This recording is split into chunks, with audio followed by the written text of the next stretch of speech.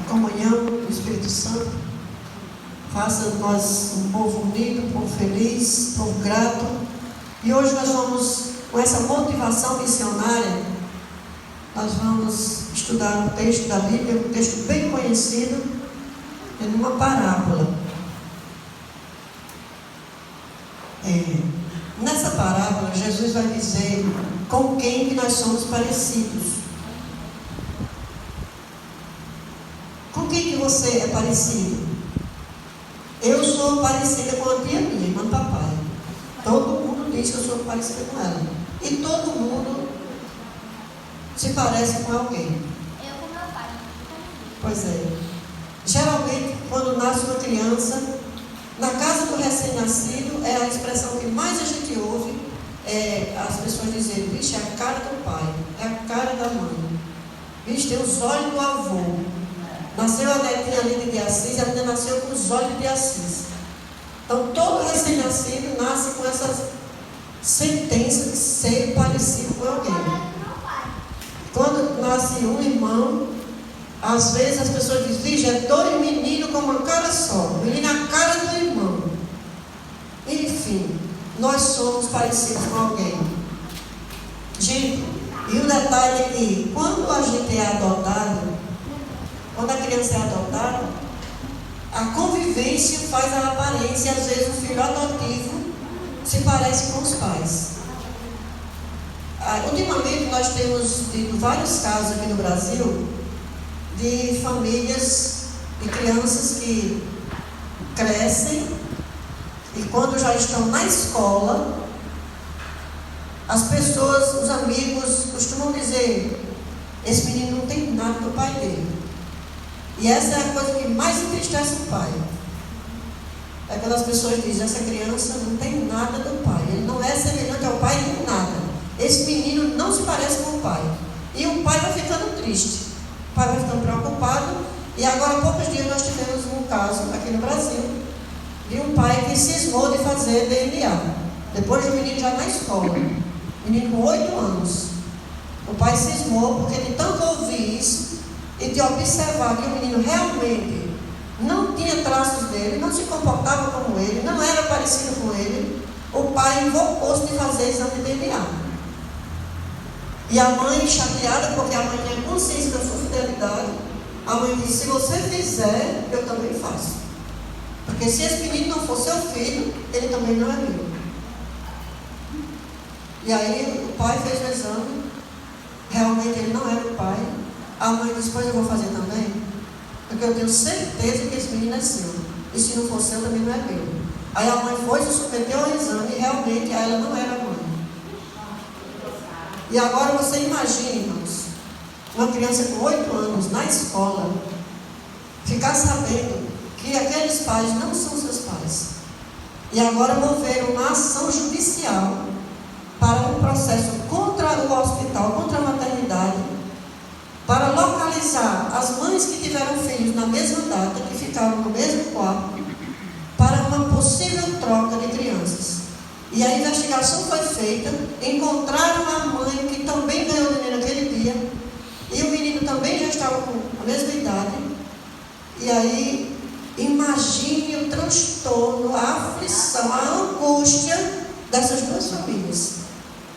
Quando uma família é bem de vida, tem carro novo, o menino estuda nas melhores escolas, tem médicos particulares, frequenta os melhores lugares da cidade, e o outro que foi criado numa família de baixa renda, que só tem um salário mínimo, que anda numa motinha igual a minha, que faz mais zoada do que o carro do caminhão. E imagina aquele menino que está lá, saber que aqueles pais que com tanta dificuldade estão criando ele, eles não são seus pais. E o menino que está aqui no conforto, no carro de luxo, que a mãe vai deixar na escola, que a mãe vai buscar, que o pai vai às reuniões da escola, e vão às festas, fazem os mais lindos aniversários. E agora aquele menino ficar sabendo que ele realmente é filho daquela família lá.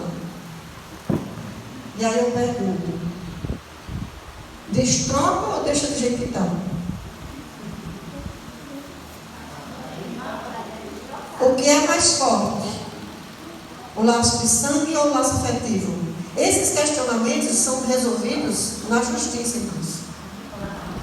Porque pense num transtorno, pense numa angústia.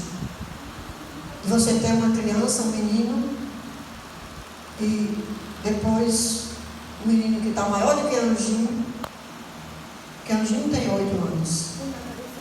Pois é. Você imagina.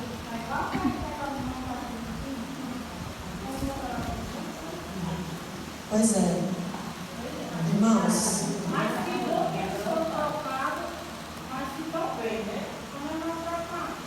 Mas quem é que sabe os maltratos que um pode ter levado da família? E o problema é como fica a cabeça da criança saber que a mãe verdadeira quer ele, mas ele tem afinidade com a mãe ela tem. A mãe que ele quer bem é a mãe que cria. Muito bem, irmã. A irmã está resolvendo como se fosse um juiz. Né? Porque assim, eu sei essa coisa, porque eu fui criada com meus avós. Né? Aí quando eu tinha 12 anos, minha mãe apareceu na minha vida. Assim, não para eu desistir, né? Para eu poder passar para 12 anos. E eu não conhecia minha mãe tão forte. Então, minha mãe, para mim, eu tenho respeito por ela, eu não tenho amor. Né? Mas sua mãe de verdade é quem A minha criou. mãe de verdade. Agora, meus avós para mim são tudo. Então, eu não deixaria meus avós para viver com minha mãe. Tá entendendo? É que nem pastor Fernando. O pastor Fernando, eu nunca vi parecer com meu irmão. Eu sou de lado. Eu dou a ideia de uma que só pode ser a minha família. Pois é. Então está tendo muitos esses casos hoje. Aqui no Brasil teve há poucos dias, eu vi a reportagem. E essa introdução aqui, irmãos, é só para levar a gente para a parábola.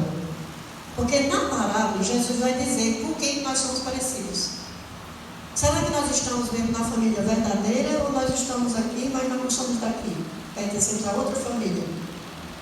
Jesus vai dizer com quem você é parecido. Você está pronto para aguentar essa de Jesus hoje?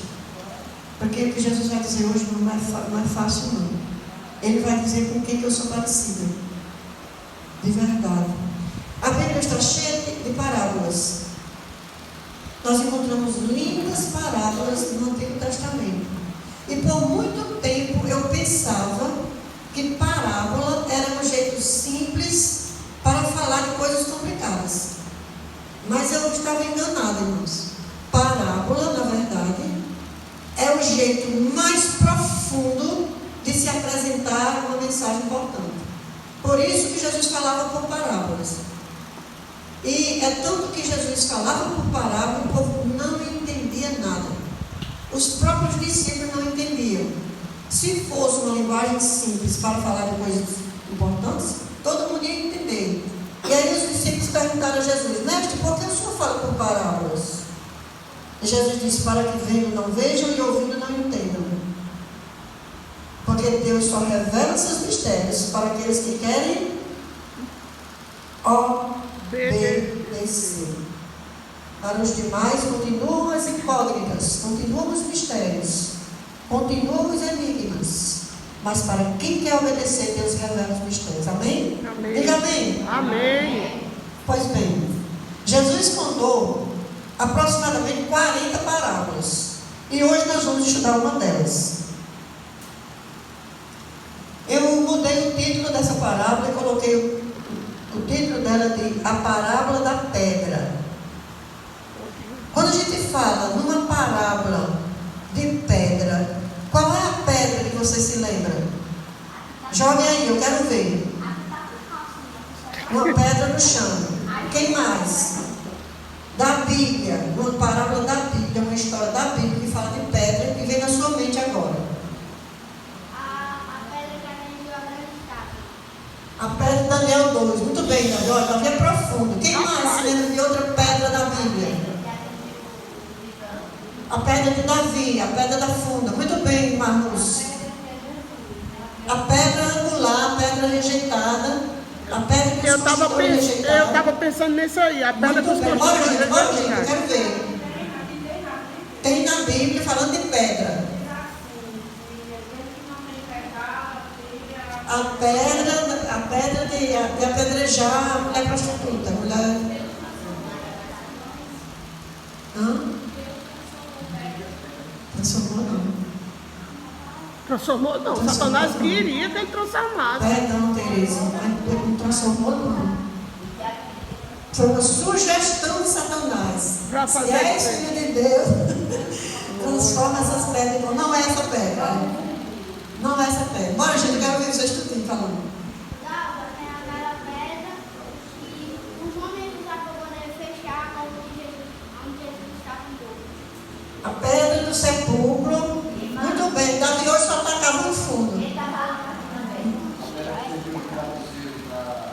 Jacó, muito Olha bem, aí. irmão, muito bem. A pedra que Jacó usou como travesseiro lá no deserto.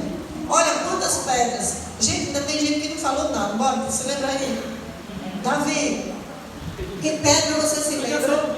Quando eu coloquei o título na palavra, a palavra da pedra. Que pedra? Mas falando sobre a pedra que Moisés bateu e a água A pedra que jorrou água. Muito bem, Ismael. Olha que coisa profunda. A pedra que Moisés tocou e jorrou água e está lá o rio até hoje. Irmão Ney, lembra de alguma pedra? Luciana, lembra de alguma pedra que fala na Bíblia, que já ouviu a gente falar? Francisca já disse, irmã Antônia, Lígia, bora. Irmã Lígia já disse. Quem falta dizer? Irmã Edson, lembra de alguma pedra na Bíblia?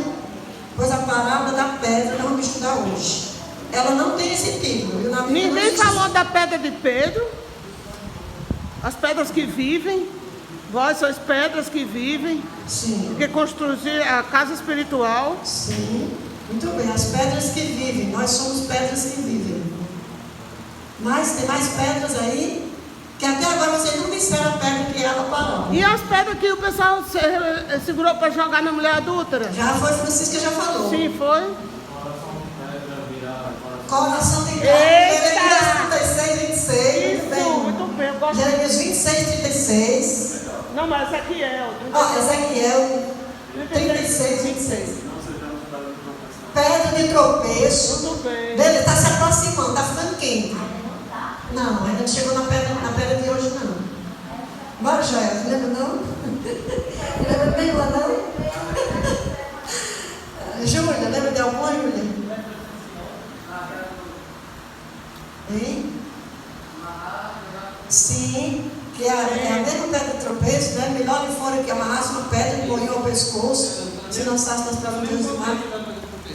Isso. Irmãos, nós estamos aqui na igreja e o momento que a gente está aqui na igreja é um momento de aprendizado, de crescimento e de refrescar nossa mente com a palavra de Deus. Pois bem, nenhum disse a pedra de hoje. Tem muito mais pedra, gente. não é a pedra que eles tamparam no Daniel e da Copa, não, né? Não, até porque Daniel não fala de pedra. Né? A pedra de Daniel é aquela que você disse primeiro. Eles jogaram ele lá e os leões estavam lá. A cova, na verdade, era um buraco, era uma caverna. Lá em Daniel, na cova do leão, não fala de pedra, não. Bem, vamos para a parábola. Ainda tem aquela história lá do Novo Testamento, em 1 Coríntios 10, que diz que todo mundo bebeu água da rocha, que aquela rocha era Cristo. Isso é uma parábola, né? Parábola do apóstolo Paulo. Todo o povo de Israel bebeu da água da rocha e a rocha era Cristo. Irmãos, vocês se lembram que quando o povo de Deus estava no deserto, eles eram guiados por uma nuvem, que durante o dia a nuvem fazia sombra, porque no deserto é quente demais, dá 50 graus. Aí de dia a nuvem fazia sombra para todas aquelas 2 milhões de pessoas. O sol não queimava eles, porque a nuvem estendia um toldo por cima do arraial de Israel. Os 10 mandamentos foram Em pedra, sim. E aí de noite, aquela coluna de nuvem era para iluminar e aquecer, porque de noite lá vira gelo. De dia dá 52 graus de temperatura, mais quente do que está hoje aqui, e de noite cai geada. E eles atravessaram, passaram 40 anos nesse clima, a nuvem protegendo o sol e iluminando e aquecendo de noite. E no 1 Coríntios capítulo 10, o apóstolo Paulo diz que todos da água, da rocha, e a rocha era Cristo. Por isso que Moisés não entrou em Canaã. Porque Deus disse, fale com a rocha, que a rocha vai jorrar água. Porque da primeira vez Moisés tocou com o cajado, saiu água da rocha. 40 anos depois, Deus disse, fale com a rocha. E aí Moisés, indignado com o povo que estava querendo apedrejar, Moisés foi lá e bateu na rocha. Por causa disso, ele não entrou em Canaã. Porque a rocha era Cristo. A nuvem era Cristo. A luz que iluminava era Cristo. A rocha que jorrava água era Cristo. Irmãos, Deus está nos guiando. Amém. Do mesmo jeito. Nós não podemos ver, mas Ele está nos guiando. Pela sua palavra e pelo seu Espírito. Então, para a parábola. Abra aí Lucas capítulo 6. As crianças também, os juvenis também. Todo mundo. Abra Lucas capítulo 6.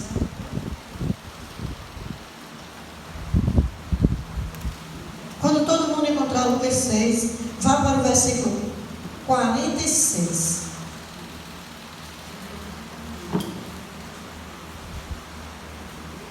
Tá aí, ninguém lembrou. E agora nós vamos para a mensagem de hoje. Ninguém lembrou dessa, ó. E vamos orar. Quando você tiver com sua Bíblia aberta, vamos fazer mais uma oração. Todo mundo já abriu? Diga amém. Amém. Oremos. Santo Deus, Pai que está no céu, louvado seja o teu nome. Amém. Nós te agradecemos porque o Senhor guiou o seu povo lá no passado. O Senhor guiou até hoje, o Senhor vai guiar até o fim. Amém, Senhor. Pela tua palavra, Senhor. Eu creio. Pelo poder da tua palavra. Filho. Se os homens rasgam, se os homens queimam, se os homens desprezam, o Senhor as renova para aqueles que querem, Filho. para aqueles que buscam. E hoje nós estamos com a tua palavra em nossas mãos. Que o teu Espírito Santo nos faça entender esta parábola. Em nome de Jesus. Amém. Amém. Amém? Vamos ler a parábola, gente?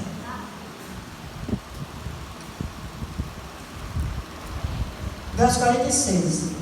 Por que me chamais Senhor, Senhor, e não fazeis o que eu vos mando?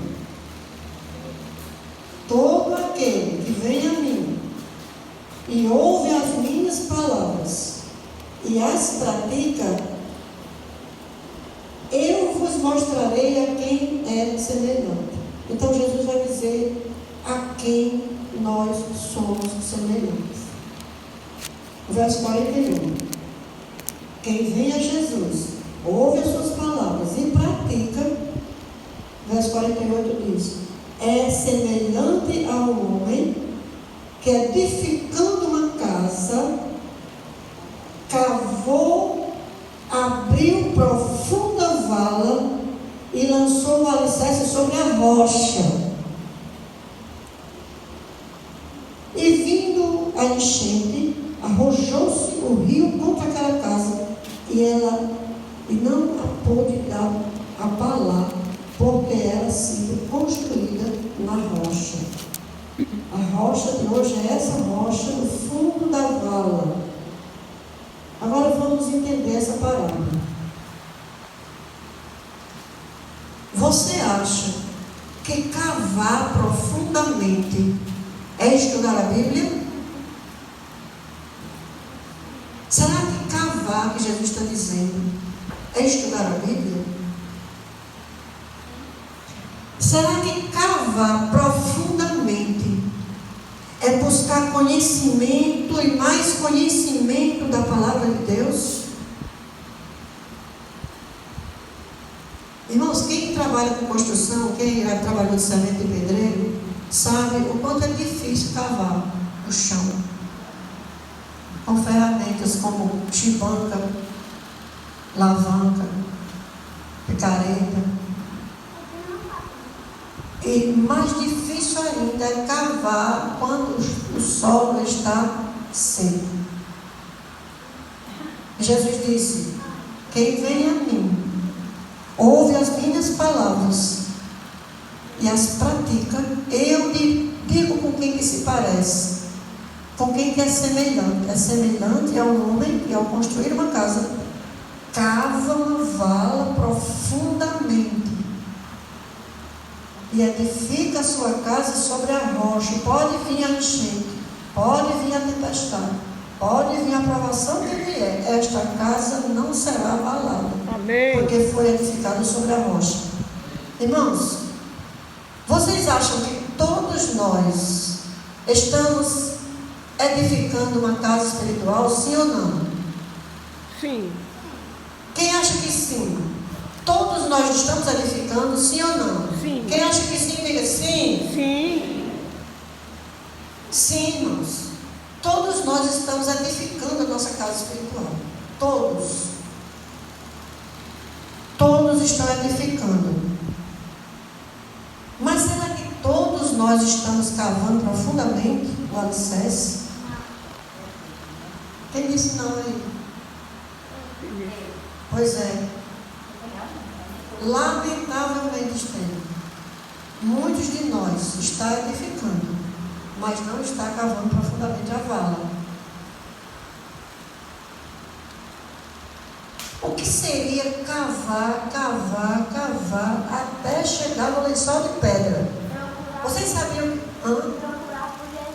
Porque, olha, todo mundo sabe que se a gente cavar, vai chegar na água. A terra é uma coisa muito incrível, porque tem água em cima dela, tem água dos lados e tem água embaixo.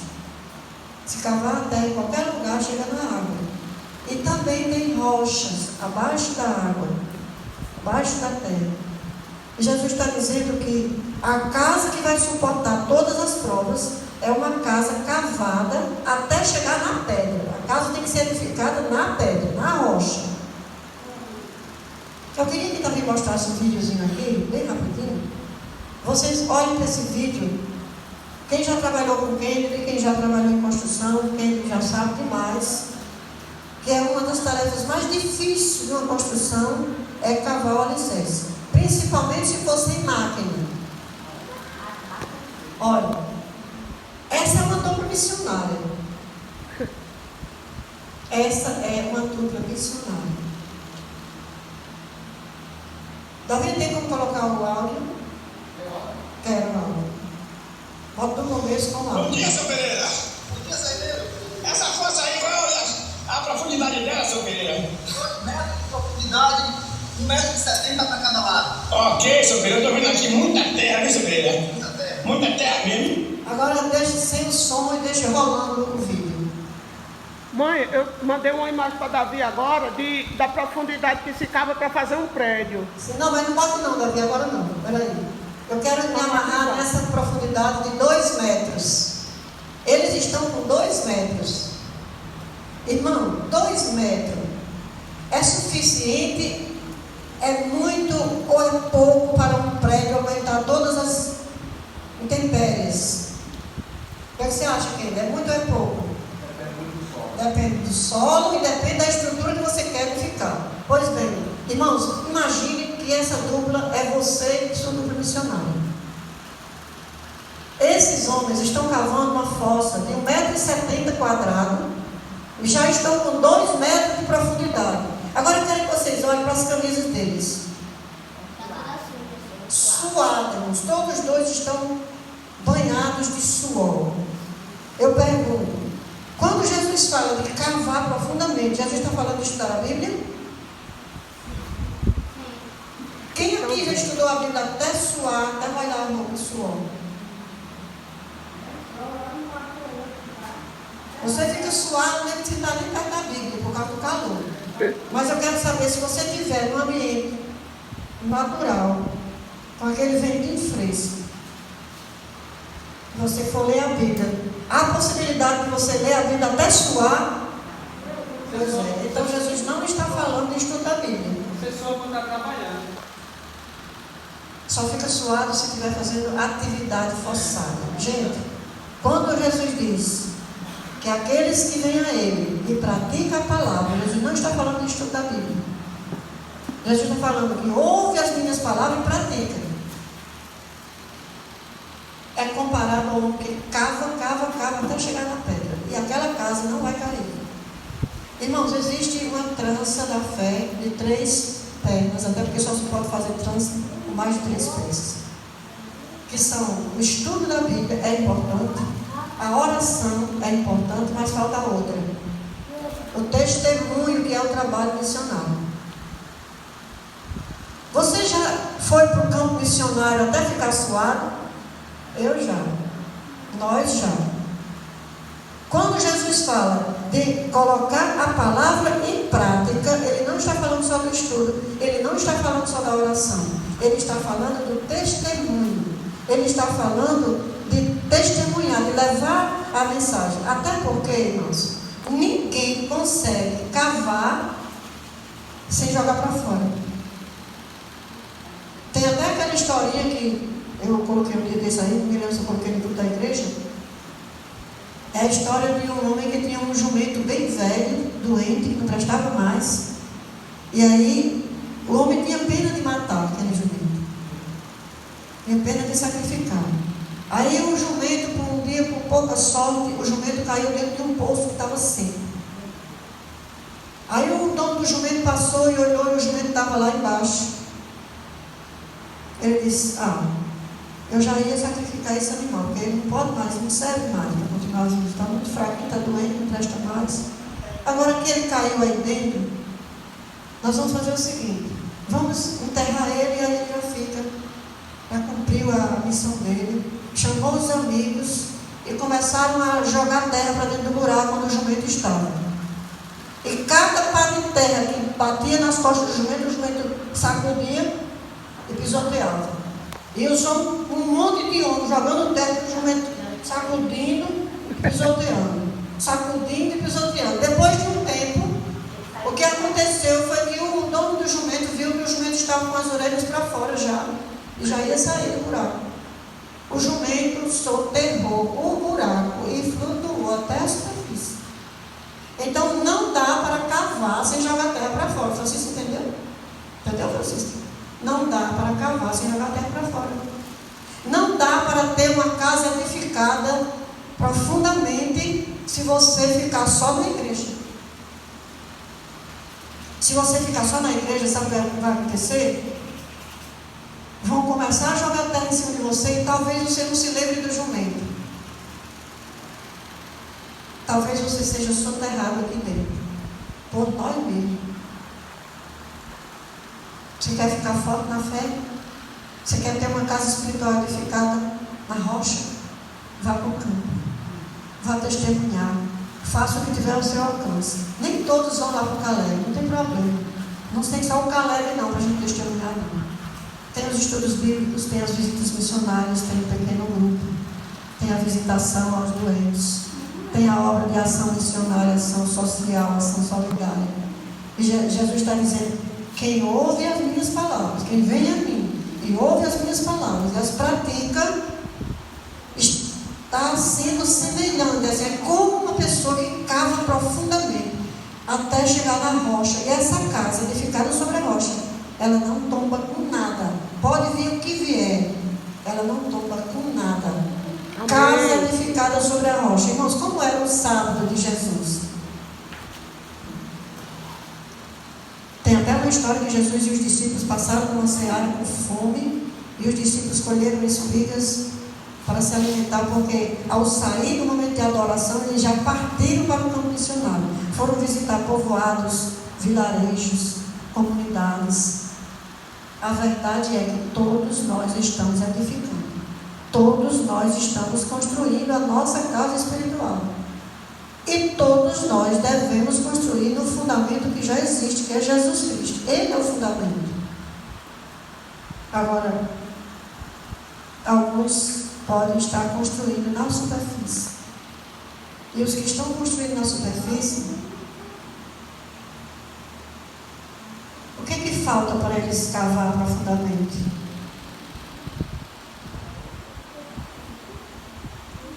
Quem entendeu a palavra? Levanta a mão. A casa que vai se manter firme até o fim é a casa edificada numa vala cavada com suor, com esforço, com sacrifício. E eu não acredito que estudar a Bíblia seja tão difícil assim. Todo alicerce profundo se cava jogando a terra para fora. Irmão, de que adianta eu ficar aqui pregando sermão?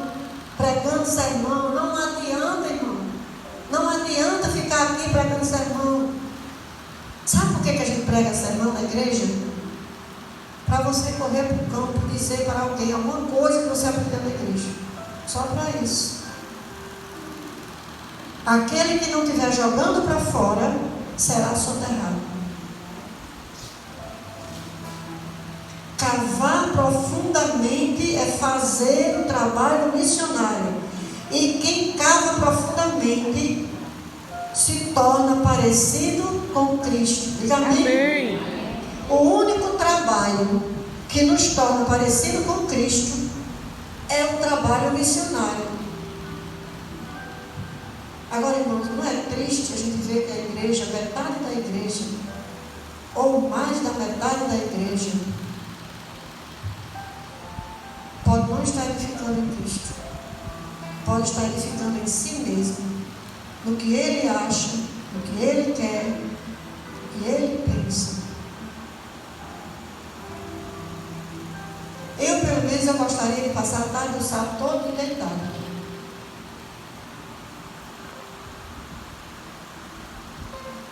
Mas eu estaria edificando em mim mesmo. Então, bora para o campo missionário, gente. Bora para o campo. Eu vou ler o último verso que está em... Pode abrir aí, Marcos capítulo 16.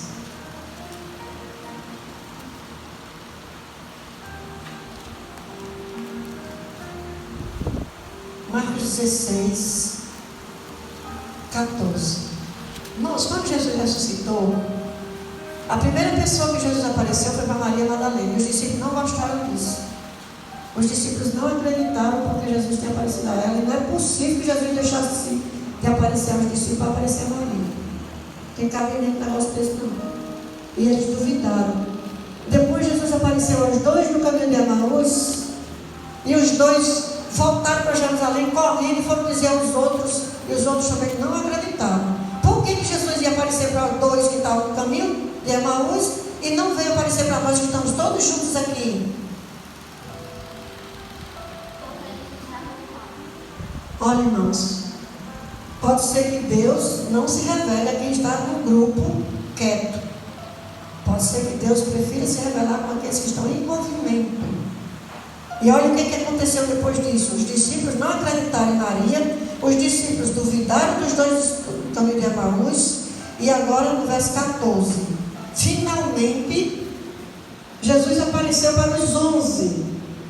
Os 11 estavam na mesma casa, eles estavam à mesa, e Jesus censurou-lhes a incredulidade. Jesus deu um batido neles, como a gente usa dizer. Jesus deu uma dura neles.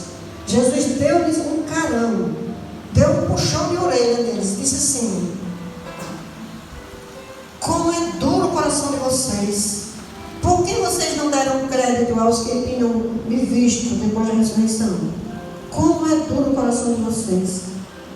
E o verso 15, Jesus dá a receita para eles. E a receita para eles é a mesma receita para nós. E disse-lhes: ide por todo mundo e pregai o Evangelho a toda criatura. O remédio é pregar o Evangelho. Irmãos, a igreja fica aqui fazendo culto, pode fazer semana de oração, pode fazer jornada espiritual, pode fazer o que quiser.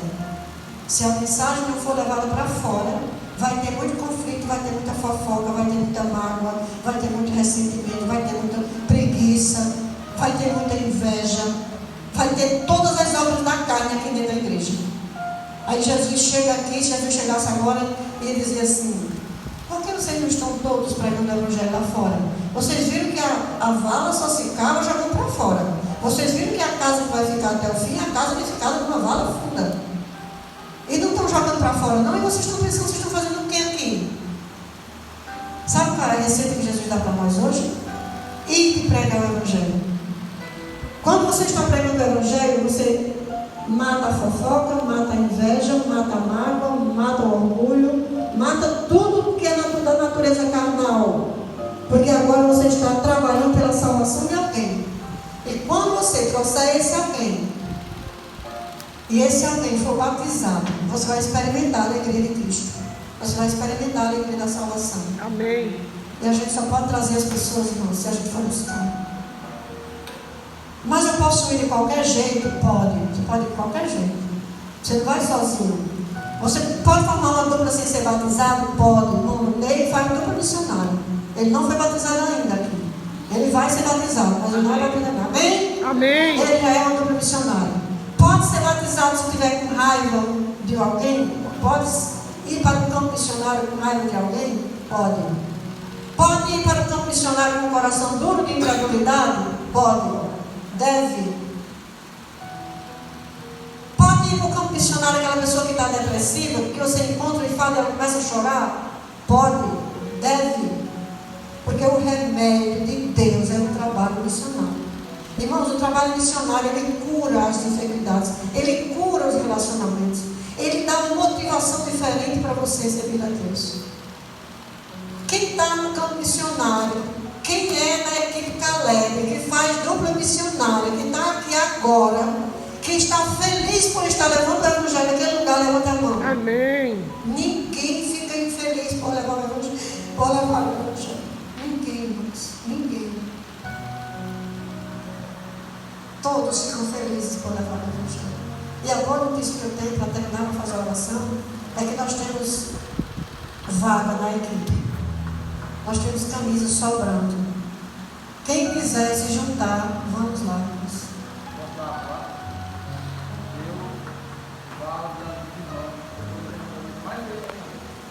Pois é. Amém. Amém. O irmão já faz uns 6 meses que eu não estou 5 meses que eu não estou sem trabalhar. Não trabalha, não tem salário, tem as contas para pagar, casa para pagar, um monte de compromisso para pagar. Eu não sei que milagre Deus está fazendo com ele. E ele acabou de dizer que ele hoje é o mais feliz do mundo. Sem trabalho, sem saúde, sem dinheiro. Deus preenche a vida dos seus filhos. Amém. E Deus não deixa faltar o pão de cada dia. Trabalha no trabalho de Deus e Deus não deixa faltar. Irmão, Deus vai multiplicar o lucro que você tem. Quando você vende uma garrafa de água sanitária, Deus multiplica o lucro que você tem de uma garrafa de água sanitária que você vende, de uma bandeja de ovo que você vende, de um pão que você vende. Deus multiplica as bênçãos na vida daquele que é fiel, mas principalmente na vida daquele que é fiel e trabalha pela salvação dos outros. Por isso, irmãos, esse é o apelo de Deus. Todo sábado, primeiro sábado do mês, vocês podem ir para a igreja sabendo que o assunto é esse. É trabalho missionário. Esse é o nosso dever, motivar a igreja. Quem puder ir, venha para ir para o campo. Venha para ir para o campo, você é bem-vindo. E nós vamos fazer o trabalho de Deus. E vamos edificar a nossa casa espiritual sobre a rocha, sobre a camisa suada do trabalho missionário. Às 4 horas nós vamos sair daqui. Mas eu gostaria que a gente chegasse um pouquinho antes. Vamos ficar de pé, vamos orar, nos consagrar a Deus. Ninguém se arrepende por fazer o trabalho de Deus.